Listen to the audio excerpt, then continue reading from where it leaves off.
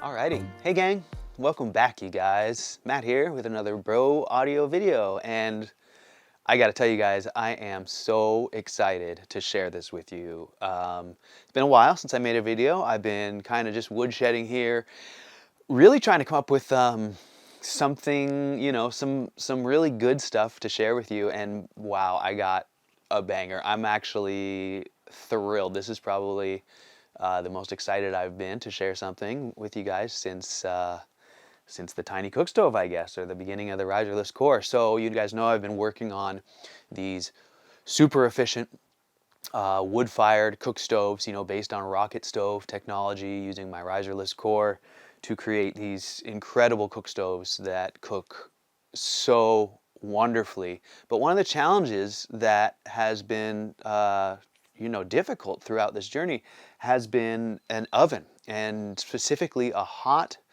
baking oven and what's known as a white oven, meaning a clean oven. In other words, one that doesn't have the combustion gases running through it. Now, I personally am a big fan of like smoking and barbecue, so I often, you know, am espousing a black oven because I like to cook that way. And a black oven is an oven that has the flue gases running through it.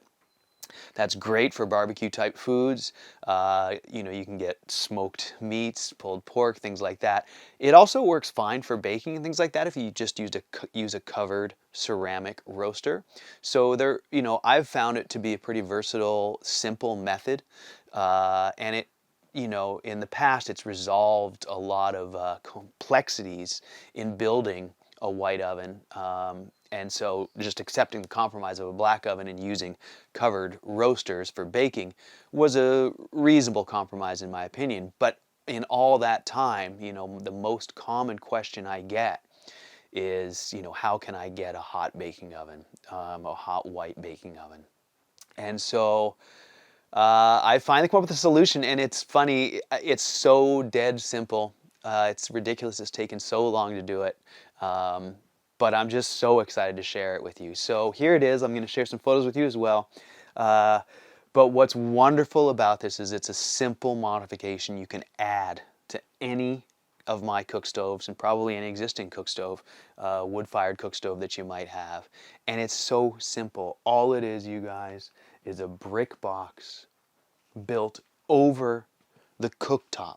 So inside the oven door, if I can get this off without disaster, is just simply the cooktop inside here. So when it's firing, it's heating, the bricks get hotter than heck.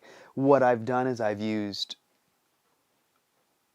angle iron across the back to suspend the brickwork above the cooktop by about a ½ inch. And what that does, this is just incredible, and I didn't plan on this, but it works out so well, is it now, if you leave a little vent in the top of the door on the front side, what it does is it convects through that oven, and you get it drawing air across the hottest part of the cooktop and pulling in superheated air into this already hot oven where the bricks are hot. Now, underneath the top, I've got some ceramic fiber that's foil backed, and I'll give you a link for that on Amazon, but that gives it a nice reflective surface, so you've got radiant heat from the bottom coming off the cooktop, right, through that ceramic glass cooktop, and then hitting that top with the reflective foil and the ceramic fiber being super insulated. The door is just a simple plug door. The brickwork was dead simple. It's just a simple box, three-sided box. The door is just, in my case, a piece of aluminum with ceramic fiberboard on the back. I found this nice handle on Amazon. I'll give you a link for that as well. And I just did a simple plug, and the whole unit took just a couple hours to build. Now for mine, I have a concrete top.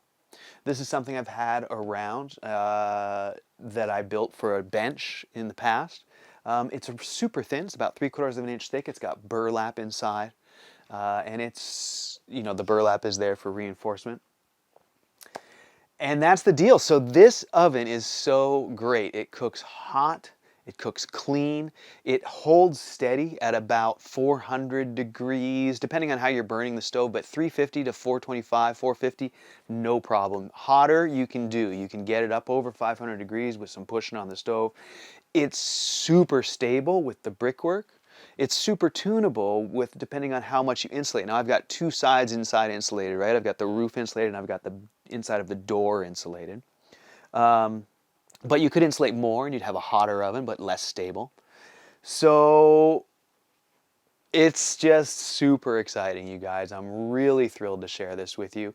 Now, if you own a tiny stove, if you own a Continental stove, if you built one of my other cook stoves, the full, the Continental, or the tiny, this oven can just be added onto the top without any disassembly or modifications at all. And it's like I said, it's just a simple project. It'll take you about 50 or 60 bricks and a couple hours. The top, you know, you can find a stone and just be done with it. You could cast something, which is a little more work.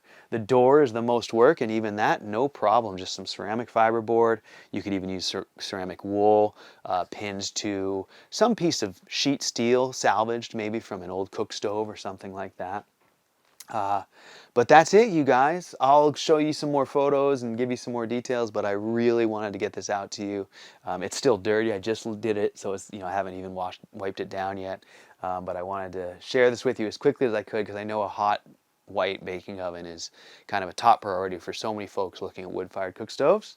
So I hope you enjoy it, and yeah, thanks so much for watching, you guys. I'll see you next time. See ya.